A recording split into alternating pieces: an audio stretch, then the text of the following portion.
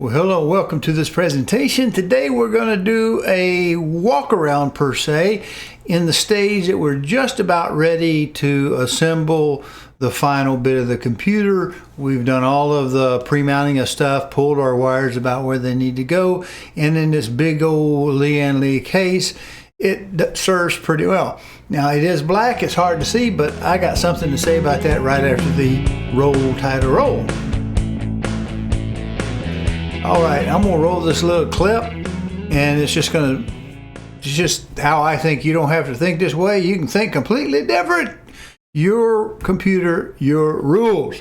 But anyway, when we get back, we'll actually do the walk around, and maybe we'll have a little closing stuff. But it'll be quick. It'll be quick. Just want to point out, I have no problem if you like white computers. They certainly have their time and place, but I don't like the way that plastics, particularly white plastics, will yellow. Everything white does eventually yellow with the UV, just at different rates. And this is not that old. That particular detector is not that old. But now look down here, see the difference. See this one? All right, pay no attention to the dirty baseboard. See, look how that's yellow. That's as new as that cover. But because the cover is formulated different, even from the receptacle, give it time, white yellows, and I'm just not a big fan of that. I'd rather have the black. The problem is, the black is hard for me to see in. Well, let's take a look at this chassis as it sits today, waiting to go together. We're very near the point. As you remember, we have our cooler to handle the GPU or GPUs. I've changed main board, so I no longer have the option of maybe running two different GPUs, high wattage GPUs. At this point, it's rather superfluous, but it will prove a point to a German producer of information, likes to overclock things, saying it doesn't matter where you put it. And to an extent, he's right, but it can make a difference if you size things correctly or oversize things correctly. We have the other one with the pump. This is for the CPU. And if we look at the bottom, we have our extra earthing person power coming through there. And we have our red fan set, which is associated with the top set because, you know, the top is actually the bottom and the bottom of the top in this build because it's inverted. But this will be warmer on the top. Helps me to remember. Fan set associated with it. No, I don't mind having a little red on there that I will be able to see through the smoked glass if I have any lights on it, which may be there. Blue, of course, is the water cooling side for the CPU, which would be this radiator set of fans. And we have another set of fans somewhere up here. I have shrink wrap green for the bottom, which should be the top on most normal orientations. Now we do that, we look up here. We see three different temperature probes. I've marked one with red, one with green, one with blue. Green is going to the coil here in the bottom, the radiator. There is the sensor in the fins. Likewise, we have the blue in the fins on this side that runs across and over. And of course, the red is this exiting air temperature probe right there. Do you see it?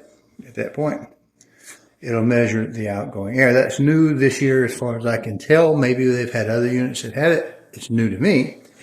Running around the box, that's those. We have our 4 serial ATAs here. They are color-coded, red on the top inside, blue on the bottom inside, green is on the bottom as well, and the black is just by itself. The other one up top. Obviously, we have our audio connector to the front. We have power connected to the chassis. And pretty well much. Am I missing anything? Yes, here we go. Front panel. And a couple of these USB connectors, as well as the USB-C connector here. The red and black wires, well, they're just kind of hanging there for color. I guess they go to the pump. That's Molex power. Now to the back side, we have obviously spots for 3 serial ATAs or 2.5. Won't use them most likely. We use these 2 pull-out bays. Come around, there's that red. It's the data. Not that you couldn't unplug a drive and figure out what it is, but I'm there. I'm going to mount it anyway. 1 top, 1 bottom. Power from the top of the main board, which would be PCIe the extra. These 2 PCIes are going to SATA power and to the Molex power. The only thing I have that's Molex is the water pump. It tucks in there, I think, nice and neatly with, you know, necessary straps. It's hard to see black, which is why we like it. Plus, black will not turn yellow in a while.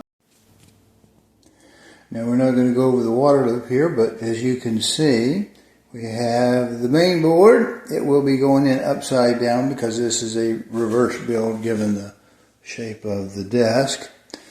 So, we have our water blocks for our Gen 5 PCIe. We also have a water block for our CPU. Power supply is this Corsair RM1000, which is, with today's new Intel processors, we've certainly given up headroom for power to GPUs. Hey, appreciate you watching. Do me a favor, if you will, subscribe to the channel, either the YouTube or the Rumble channel, which this appears in.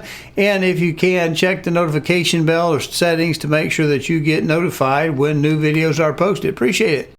With today's new Intel processors, we've certainly given up headroom for power to GPUs.